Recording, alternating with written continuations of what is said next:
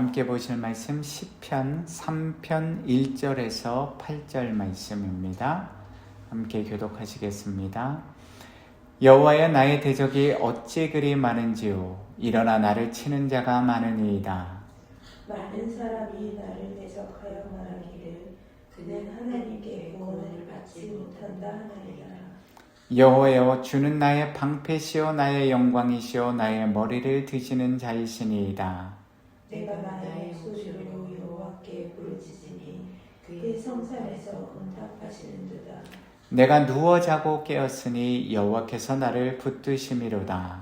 천만이 나를 애워싸 진친다 하여도 나는 두려워하지 아니하리이다. 여호와여, 일어나소서. 나의 하나님이여, 나를 구원하소서. 주께서 나의 모든 원수의 뺨을 치시며 악인의 일을 꺾으셨나이다. 구원은 여호와께 있사오니 주의 복을 주의 백성에게 내리소서. 아멘. 오늘 우리가 함께 살펴보고 있는 시편 3편은요, 다윗 왕이 지은 비탄시라고 알려져 있습니다. 시편은 전체 150장, 150편으로 구성된 시들인데요. 출애굽 시대의 모세로부터 시작하여서 BC 5세기경, 이 포로기한 시대를 살았던 고라 자손의 시까지 이르기까지요, 무려 1000년 이상의 기간에 걸쳐서 수십 명의 저자에 의해서 기록된 것이었습니다. 그 시편 150편 가운데서 약 거의 반에 해당하는 73편의 시를 지은 저자가 다윗이었고요. 그 150편의 시 가운데서 첫 번째로 저자가 알려진 시, 그리고 동시에 다윗이 저자로 밝혀진 시가 바로 오늘 우리가 이 새벽에 함께 살펴보는 시편 3편 말씀입니다. 시편 3편은 다윗 왕이 지은 비탄시로 분류되는데요. 그 이유는 바로 이 사건의 배경이요, 이 시의 배경이 우리가 잘 알고 있는 BC 979년경에 일어났던 사건, 다시 말씀드리면 다윗의 셋째 아들 압살롬이 일으킨 모반, 역모를 피해서 다윗 왕이 예루살렘 궁전을 떠나면서 겪게 되는 극심한 고난의 상황을, 어려움의 상황을 배경으로 지어진 시이기 때문입니다. 즉, 이 시는요, 다윗 왕이 그의 아들 압살롬과 반역 세력들로 인하여서요, 목숨을 잃을 수밖에 없는 절체절명의 위기 상황 속에서 황급히 도망치는 가운데 지은 시인 것입니다. 그런데 너무나도 아이러니한 사실은요, 우리 성도들이 바로 이 시편 3편을 통해서 하나님이 기뻐하시는 참된 믿음의 사람이 어떤 사람인지에 대한 영적 믿음의 진리를 깨달을 수 있다는 사실입니다. 하나님이 기뻐하시는 참된 믿음의 사람은 누구입니까? 어떠한 절망적이고 괴롭고 외로운 상황 속에서도, 인생의 험한 풍파 속에서도 도울 힘이 없는 인생, 인간이나 이 세상의 것들을 의지하지 않고요, 유일하신 구원의 여호와 하나님만을 믿고 신뢰하며 의지하는 사람입니다. 오늘 본문 말씀을 통해서 우리가 좀 더 구체적으로 확증해 보겠습니다. 절대 권력을 누리며 이스라엘을 통치하던 위대한 왕 다윗이요, 한순간에 목숨이 경각지간에 달린 도망자 신세가 되었습니다. 그러니 이 시를 지을 때 다윗의 현재 상황과 처지가 얼마나 그를 육신적으로도 정신적으로도 영적으로도 힘들게 하고 깊은 탄식과 절망과 좌절감에 빠지게 했겠습니까? 그래서 그는 본문 1절에서 자신의 힘들고 괴로운 현재의 상태를 비탄과 탄식 가운데 노래하고 있지 않습니까? 오늘 본문 시편 3편 1절입니다. 여호와여, 나의 대적이 어찌 그리 많은지요. 일어나 나를 치는 자가 많으니이다. 자신이 낳은 셋째 아들인 압살롬과 함께 반역에 가담했던 자신의 신하들과 이스라엘 백성들이 참 많았다는 것입니다. 자신 앞에 놓인 그 현실 상황만으로도 눈앞에 펼쳐진 이 모든 처지의 상황으로도 충분히 힘든데 그것 못지않게, 아니 그것보다 더 다윗 왕을 더 정신적으로 영적으로 힘들게 하고 피폐하게 만들었던 것이 무엇입니까? 시편 3편 2절입니다. 많은 사람이 나를 대적하여 말하기를 그는 하나님께 구원을 받지 못한다 하나이다. 누가 다윗에게 이런 조롱과 저주의 말을 쏟아낸 것입니까? 사무엘하 16장 8절에 분명하게 기록된 것처럼 사울 왕의 친족 중 한 사람이었던 시므이가 돌을 던지면서 다윗 왕에게 퍼부었던 저주라고 성경은 기록하고 있습니다. 자신의 몸에서 난 아들인 압살롬이 아버지인 다윗의 생명을 해하려고 반역을 일으킨 것도 도저히 받아들이기 힘든 현실인데, 그 현실 상황 속에서 한낱 백성 중에 하나였던, 이름도 알지 못했던 베냐민 지파 시므이라는 사람이 너는 피를 흘린 사악한 자이기 때문에 화를 스스로 자초하였고 하나님의 심판을 받은 것이라고 저주의 말들을 쏟아내었으니 다윗 왕의 심정이 지금 어떠했겠습니까? 저와 여러분들은 정말 말 조심해야 합니다. 특히 누군가가 힘들고 어려운 상황에 놓였을 때, 그리고 안타까운 상황에 놓였을 때, 혹은 죄의 길로 갈 때 우리는 우리 입술이 지옥의 불의 혀가 되는 것이 아니라 하나님의 복음, 하나님의 은혜와 사랑의 말을 전하는 은혜의 입술이 되어야만 합니다. 왜냐하면 우리가 인간적인 육신적인 생각과 판단으로 누군가에게 한 그 한마디 말이 그 사람을 실족하게 만들고 그 사람이 낙심 가운데 하나님으로부터 떠나게 할 수도 있기 때문입니다. 그래서 힘들고 어려운 상황 가운데 놓인 사람을 볼 때는 저와 여러분들 모두가 우리의 마음이 입술의 말이 앞서는 게 아니라요, 기도하는, 그리고 성령의 인도하심 가운데 말하는 지혜로운 믿음의 사람들이 되어야 합니다. 그런데 그 참담하고 괴롭고 절망적인 처지와 상황 속에서 이 다윗 왕, 하나님의 마음에 합한 자라고 성경이 기록하고 있는 이 믿음의 사람 다윗은 어떤 길을 선택하여 걸어갔습니까? 오늘 본문 3절에서 4절을 보시면 다윗은 왜 이런 상황을 나에게 허락해 주시냐고, 왜 나를 이렇게 힘들게 하시냐고 하나님을 향한 원망과 불평의 말들을 쏟아낸 것이 아니라요, 오히려 다윗은 이렇게 고백합니다. 여호와 주만이 나의 방패요, 나의 영광이요, 나의 머리를 드시는 자라고 부르짖어 기도하며 오직 여호와께만 도움을 간구합니다. 여호와께서 다윗 자신에게 약속해 주신 그 언약의 말씀을 성실하게 지키시는 분이시기에 자신의 성산에서 자신의 기도에 응답하신다고, 즉 살아계신 여호와께서 이 모든 절망적인 상황 속에서도, 인생의 어려움 가운데서도 자신을 다시 구원해 주셔서 이스라엘의 왕으로서 자신의 명예와 신분을 다시 원상태로 회복시켜 주실 것을 믿음으로 고백하고 나아가고 있는 것입니다. 중요합니다.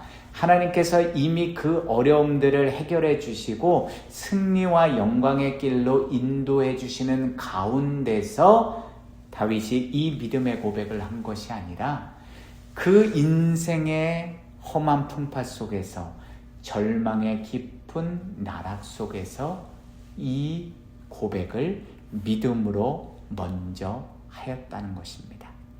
다윗은 어떻게 이런 믿음의 고백을 여호와께 부르짖어 기도할 수 있었던 것입니까? 다윗 자신이 가진 인간적인 믿음 때문이었겠습니까?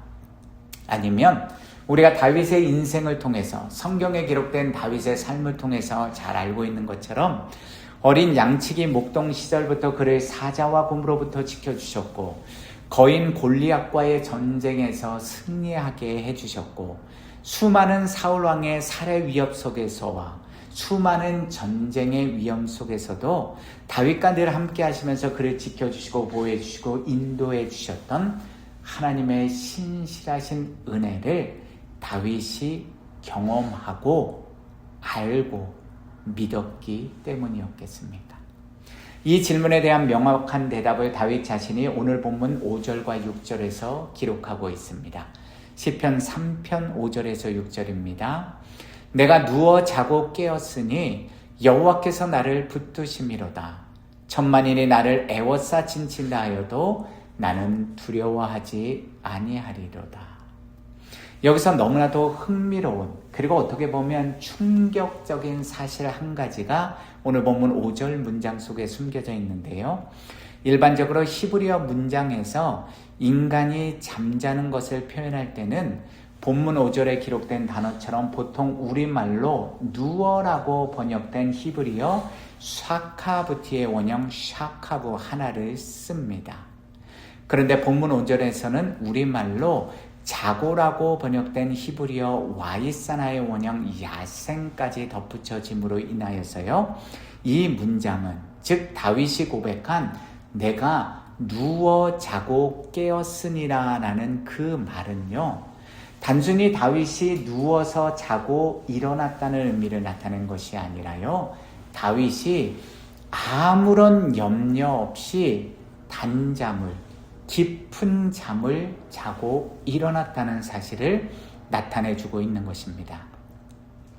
목숨을 부지하기 위해서 자신을 따르는 수많은 사람들과 함께 도망자의 신세인 다윗 자신이요.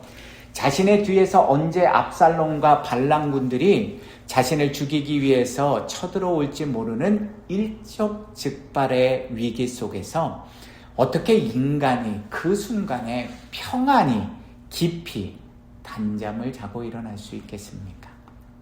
더 나아가 어떻게 한낱 인간이 전쟁터에서 수많은 대적과 원수들이 나를 애워싸 진치고 나와 싸워 죽이려고 하는데 두려움을 느끼지 않을 수 있겠습니까? 그렇다면 이제 우리는 너무나도 분명하게 깨달아 알 수 있지 않습니까? 그러한 영원의 평안을 다윗에게 주신 분이 누구십니까? 여호와 주님이 나의 방패여 영광이여 나의 머리를 드시는 자라고 고백할 수 없도록 그에게 인간적인 믿음이 아니라 하늘의 하나님께서 하늘로부터 부어주시는 참된 믿음을 주신 분이 누구시겠습니까? 오늘 본문 마지막 8절을 통해서 다윗이 스스로 고백합니다. 구원은 여호와께 있사오니 주의 복을 주의 백성에게 내리소서. 아멘. 예수 그리스도 안에서 사랑하는 성도 여러분, 다윗 왕이 받은 진짜 복이 무엇입니까? 그의 강력한 왕권이었습니까? 수많은 전쟁을 통해서 얻게 된 이스라엘의 더 넓게 확장된 영토, 땅과 그 전쟁을 통해서 얻은 수많은 전리품, 금은보화, 각종 보석이었겠습니까?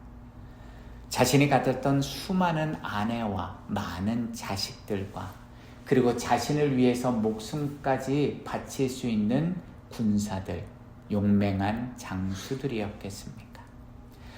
오늘날까지 유대인들에게 존경받는 다윗의 별, 위대한 왕이라는 칭호이겠습니까? 아닙니다. 다윗이 받은 가장 큰 은혜와 복은 바로 여호와 하나님 그 한 분이셨습니다. 그의 전 인생 여정 속에서 자신과 항상 함께 해주신 신실하신 여호와 하나님이 그의 유일한 구원이시며 그의 방패와 영광과 머리를 들어주시는 바로 그 여호와 하나님이 바로 그 다윗이 받은 진짜 복, 참된 복이었습니다. 믿으십니까? 우리 모두가 잘 알고 있지 않습니까? 믿음은 저와 여러분들, 우리 스스로의 노력과 열정과 종교적인 열심, 어떤 의로운 행위들을 통해서 얻을 수 있는, 가질 수 있는 것이 아니라요, 유일하신 여호와 하나님과의 바른 믿음의 관계 속에서, 영적 관계 속에서 하나님이 우리에게 은혜의 선물로 부어주시는 것입니다. 그렇기 때문에요, 무언가를 열심히 하기 전에, 무언가를 하나님을 위해서 하기 전에, 하나님이 싫어한 일을 무언가를 하기에 앞서 먼저 우리는 하나님과의 바른 관계, 나를 향한 하나님의 뜻을 바르게 알고 그 뜻대로 순종하는 믿음의 삶을 살아야 하는 것입니다. 바라옵기는 이번 2026년 이 사순절 기간 동안에 저와 여러분들 모두가 여호와 하나님과의 바른, 올바른 믿음의 관계 속에서 다윗이 받은 이 참된 복을 받아 누림으로 인하여서요, 우리가 우리 입술의 말뿐만 아니라 우리 손과 발의 행함으로 여호와 하나님만이, 우리가 지금 믿고 있는 그 여호와 하나님만이 나의 유일한 구원이심을 선포하는 은혜의 시간이 되시기를 우리 주님, 우리 구세주 예수 그리스도의 이름으로 축원드립니다. 시편 146편 1절에서 5절 말씀, 우리가 함께 마음판에 새기면서 오늘 새벽 기도의 말씀 마무리하겠습니다. 시편 146편 1절에서 5절입니다. 할렐루야. 내 영혼아 여호와를 찬양하라. 나의 생전에 여호와를 찬양하며 나의 평생에 내 하나님을 찬송하리로다. 귀인들을 의지하지 말며 도울 힘이 없는 인생도 의지하지 말지니 그의 호흡이 끊어지면 흙으로 돌아가서 그날에 그의 생각이 소멸하리로다. 야곱의 하나님을 자기 도움으로 삼으며 여호와 자기의 하나님에게 자기의 소망을 두는 자는 복이 있도다. 아멘. 주기도 문하시겠습니다. 하늘에 계신 우리 아버지여, 이름이 거룩히 여김을 받으시오며 나라의 임하옵시며 뜻이 하늘에서 이루어진 것 같이 땅에서도 이루어지이다. 오늘날 우리에게 일용할 양식을 주옵시고 우리가 우리에게 죄 지은 자를 사하여 준 것 같이 우리의 죄를 사하여 주옵시고 우리를 시험에 들게 하지 마옵시며 다만 악에서 구하옵소서. 나라와 권세와 영광이 아버지께 영원히 있사옵나이다. 아멘. 오늘도 살아계신 신실하신 여호와 하나님과 동행하시는 귀하고 복된 은혜가 되시기를 기도합니다. 감사합니다.